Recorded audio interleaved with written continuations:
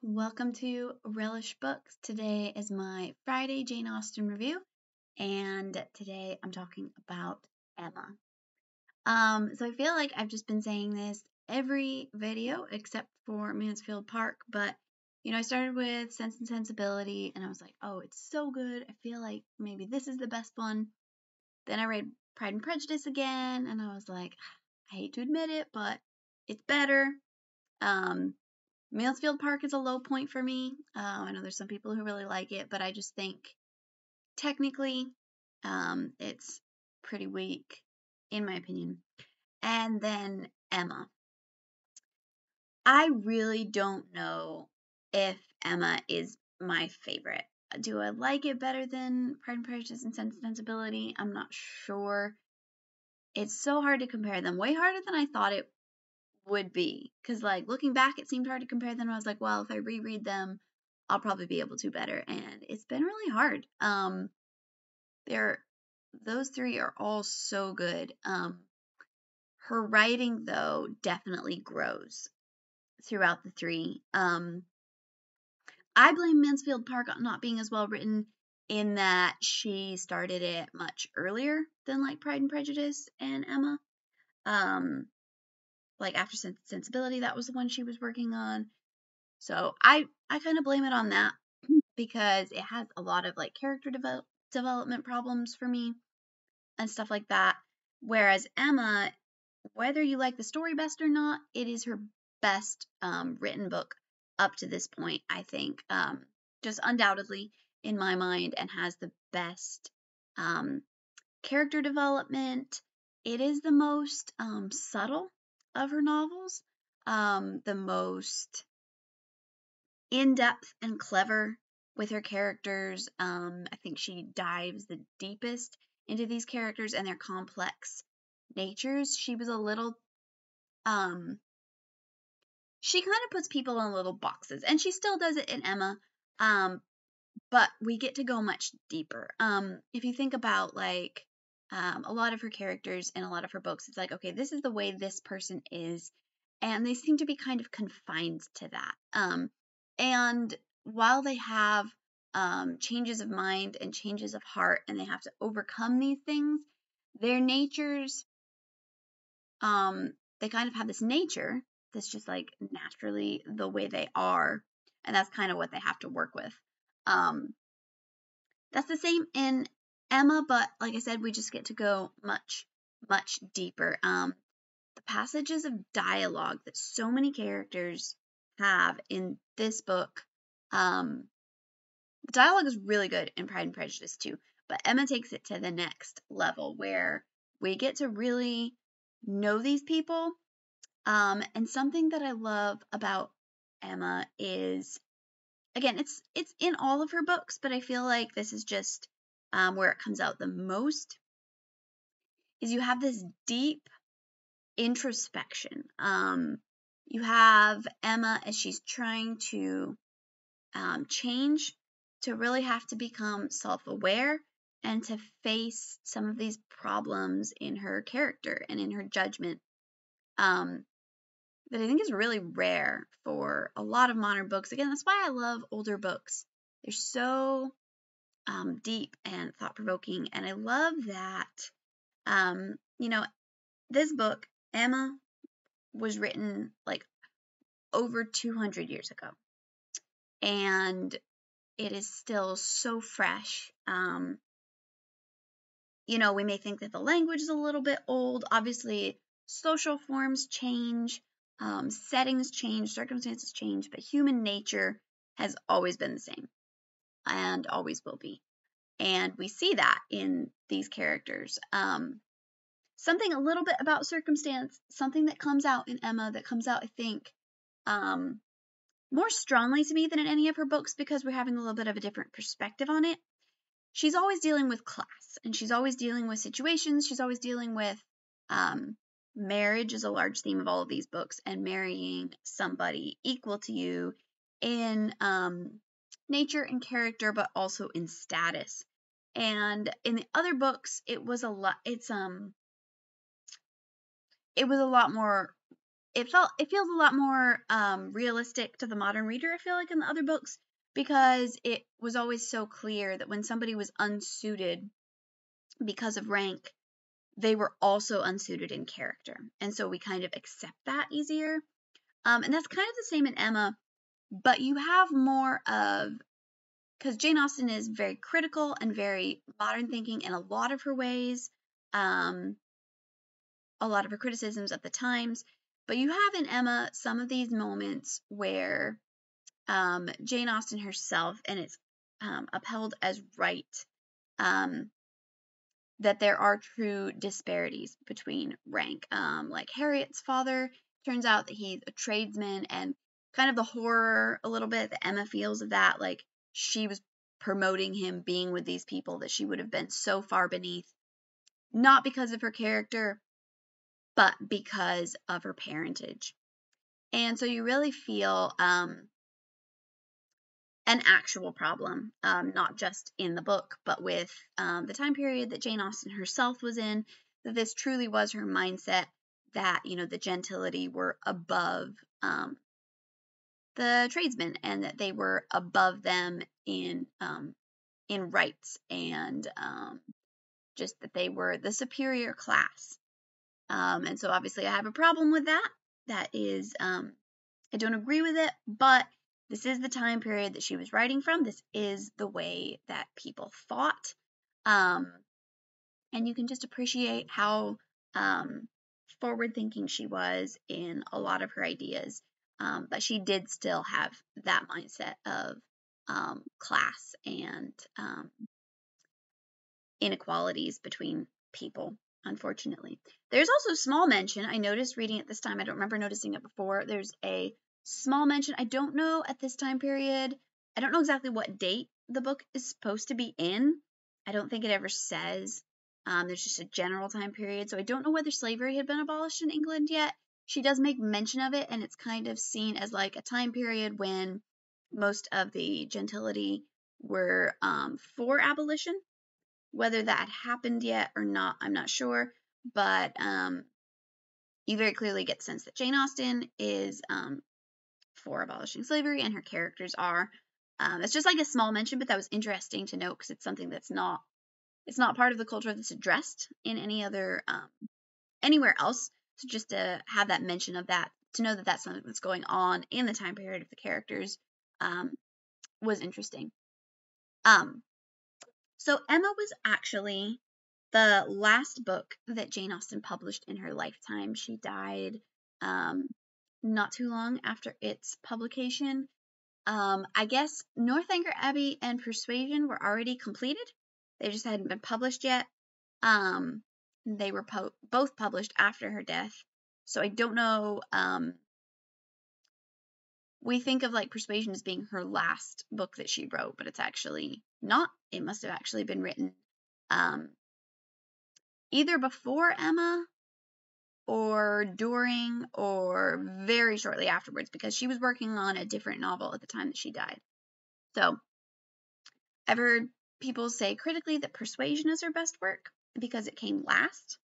And obviously I haven't reread that one yet. I think that I disagree, but I'll have to reread it to remember. But yes, even though in published order Northanger Abbey and Persuasion come after, I believe that the evidence tends to point to that they were written before Emma. And as such, I think Emma really might be her finest piece of work. The novel that she was published, that she was writing before she died, called The Brothers. I actually hadn't heard about it till I was doing some research. I guess it was published about 100 years after. 100 years? Anyway, it was published a long time after her death, but about 100 years ago now. So I don't know if somebody else finished it, but I would be interested to read it, just to see what it's like. But yeah, Emma has so many great qualities. I love the premise. It's one of the best premises for a book that you could have. It's basic, but it's so cleverly executed. There's this rich, beautiful good, principled in theory girl who's been indulged and spoiled, and she thinks she knows everything. She's such a direct contrast from Fanny Price, coming right off of reading Mansfield Park. Fanny, in morals and principles and strength of character, is the better of the two, obviously. But she lacks interest. And Emma, especially in the early parts of the book, she is infuriating, and it's almost difficult to read. Like, the book is very engrossing, at least for me. I read it very quickly. It just like draws you in, but at the same time, she's so frustrating. She's just, as somebody in their time period might say, she's pretty much insufferable at first. And she doesn't really start improving until the end. But throughout the journey, you kind of come to know her better, and you kind of come to, if not to make excuses for her, I think she's a character that really helps you kind of look at yourself and be like, oh, these problems that she has, I could see myself having some of these problems. I think the way Jane Austen writes about her mental struggles and her thoughts is really, really good. The way that she knows in her heart that what she's doing is probably not right, but she just like pushes it aside, pushes it down. The way that she knows she should be doing things that she's not doing, but she almost like subconsciously is making excuses, constantly excusing her behavior. And I think it's important.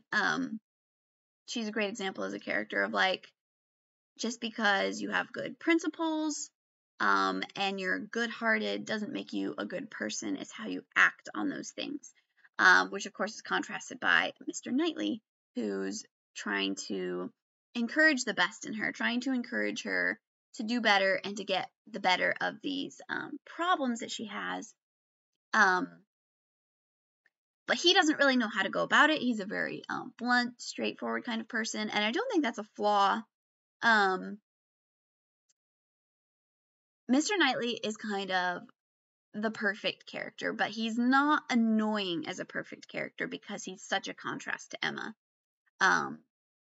And if he were her own age, if he were like a normal lover in this scenario, his correcting her and being superior to her would be annoying and might be kind of offensive. It might kind of appear to more like a I'm a man, you're a woman type of scenario, but it's really not that at all. It is their tempers, their different personalities, largely their ages and just their minds. He's trying to help her. He truly cares about her. Something that I love this book illustrates so well, and is such a contrast to modern society. We have this idea that's so prevalent and so overwhelming in our culture. This very false idea that to truly love someone means you must accept and be okay with everything about them and everything that they do and their style of life. That if you love them, that automatically means that you accept them.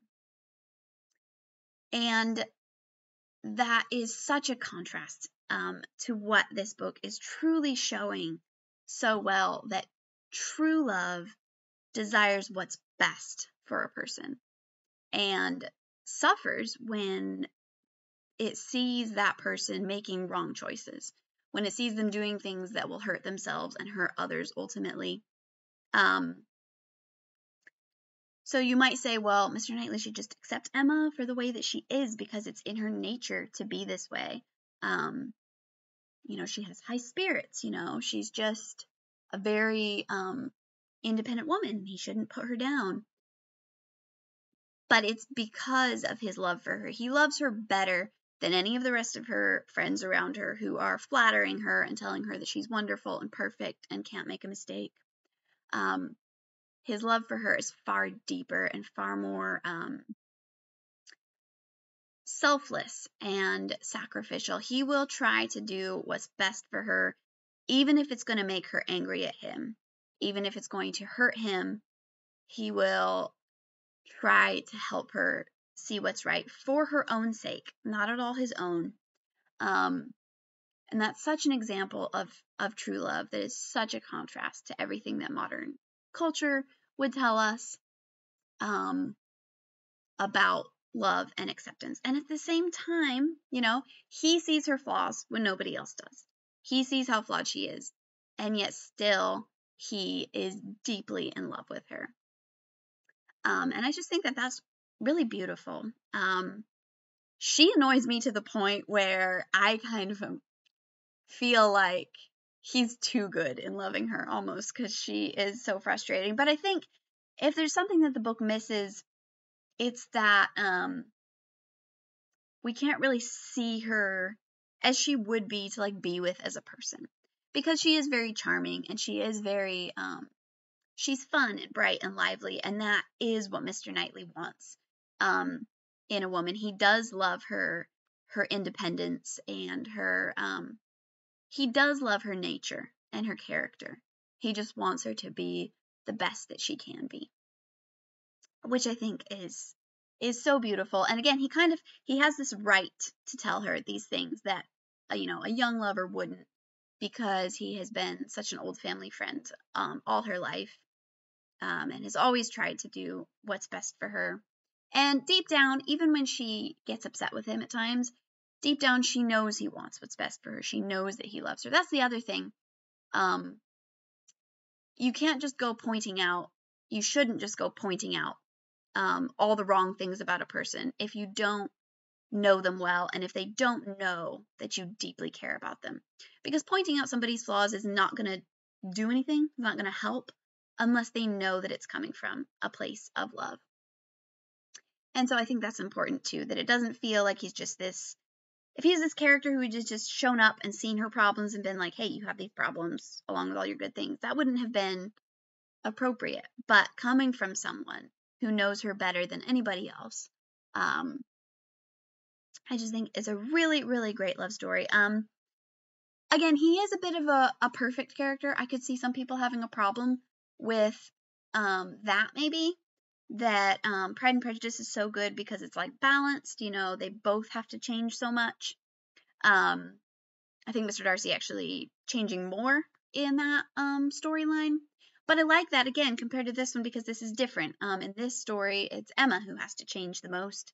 And it's just good to have variety, especially when you're reading these stories back to back. He does have flaws, though. He talks about both of their flaws. He is very blunt and maybe doesn't always approach things in the best way. He was a little prejudiced against like Frank Churchill, but that's very understandable, being in love with Emma. So yeah, it's a great story. Really good supporting cast too. A lot of if not like wonderful, deep, lovable characters, very interesting, very entertaining characters. And Mrs. Elton in particular is so funny and so awful that I think she's really what helps me like Emma later on. Because at the beginning of the book, it's hard for me to like Emma. She's super annoying to me and just so frustrating. The way that she's running Harriet's life and ruining everything is just so maddening. But once Mrs. Elton comes in, she's so terrible, and Emma having to put up with her helps me to like Emma a lot better. And then by the end, you just feel bad for her, because it's like, yes, she was wrong about everything, but it just thing on top of thing to find out, to fully realize how wrong she was, and to be so thoroughly humbled. Yeah, you like her by the end, and you don't feel like her wonderful happiness is so undeserved as you might have felt if she hadn't gone through so much. But yeah, it's a wonderful book, just delightful to read. I don't know, except for Mansfield Park, I've enjoyed all of them so much. Emma makes me the most angry. It's the most frustrating, but at the same time, it's the most rewarding. Yeah, and the characters are so well developed. It's really wonderful. If I have any little critique, it might be that I wish Mr. Knightley were developed more earlier on in the book. he really doesn't have a lot of talking or interactions. He's kind of there. He's always a presence. He's mentioned, but he doesn't take active part in the plot of the story until later on. But I hesitate to criticize that. Like, I wish you did get to know him better before he becomes so important. But I feel like that might have been intentional on Jane Austen's part. Obviously, I'm approaching with the book, having already read it a couple times, having watched, multiple adaptations of it. I'm so familiar with the story, and I think everybody is so familiar with the story that even if you haven't read it, don't know anything about it, everybody knows that Emma and Mr. Knightley are the thing. But if you think about it, like from Jane Austen writing it, it may be that she did not intend her readers at first to realize that Mr. Knightley was going to be the romantic interest. And so he's kind of taking this like background figure as like this family friend. He's so much older. He's like connected because Emma's sister and his brother are married. Maybe it's that you aren't supposed to realize his importance early on, and then it's supposed to be more of like you gradually start to catch on and realize. So that might be part of it. It's kind of hard to tell approaching it not for the first time, but that might be part of it, and I think that would add to the experience in some ways. I still wish he was a little more developed earlier on because he does become so central a character. But that would be my my one criticism. Yeah, I talked about it before, but I love the depth of just like self-understanding that it promotes, like to actually sit down, to think about the way that you really are, the way that why you really act the way you do, that Emma has to do sometimes to go back and realize the things that she did wrong, or to understand things better now, and to try to truly see her motives and her reasons for doing things, and to acknowledge that she's wrong where she was wrong. And this is one of the great things about Emma's character. You can talk about how vain she is and how full of herself and how wrong she was about so many things. But for a person who's been that spoiled to be able to so fully accept how wrong she was, and really with very good grace, she is actually a good person and is trying to be a good person. And it speaks so much to her vast respect of Mr. Knightley, even before she realizes that she loves him in that way. When he criticizes her, even when she brushes it off and he doesn't realize how much she's taken it to heart, she doesn't usually actually resent him because she knows that he's coming from a place of wisdom and in caring for her. And a lot of the time she is genuinely ashamed of the things that she's done wrong. She might try to defend herself, like to his face, but she tries to be pretty honest with herself in her heart. And I think she apologizes. She is properly repentant in really a very good way that I think is underrated in her character, because we're so busy looking at all her problems. I feel like people in real life, if they have those problems, very few people would react to those realizations as well as Emma does. And so I do think there's a lot of greatness of character in that. I do want to talk a little bit about movies. So I love two different adaptations. Usually, in such cases as these, there's only one true one. I believe that's the case with Sense and Sensibility. Only go with the Emma Thompson and Kate Winslet. Only one there is. Very true with Pride and Prejudice. Only go with the Colin Firth and Jennifer Ailey. That's only one worth anything that there is. With Emma, there are two excellent versions. The Gwyneth Paltrow and Jeremy Northam is the one that I grew up watching, and it's very good. It's very funny. It's lighthearted, and yet it has a lot of the really good themes that the book has. It's obviously it's just a regular length film, so everything is very condensed. And yeah, it takes a very lighthearted look at it. Emma is she's very funny. I think she's kind of worse than she is in the book because they made her so humorous that she's more self-aware of what she's doing. I feel like she's more, well, I don't know, rereading the book, she is pretty bad in a lot of ways. She just seems more purposely like cunning and deceitful and like in her matchmaking. But I guess she really is kind of like that in the book. So, but Jeremy Northam's incredible too. All the characters, the supporting cast too, are so good. Harriet is really great. I love her. Miss Bates is there's no topping that performance in the Gwyneth Paltrow movie. But it's a more lighthearted, funny movie, and then of course it has a really sweet ending. But it's really great. I love it. I for many years thought that was the only version worth watching.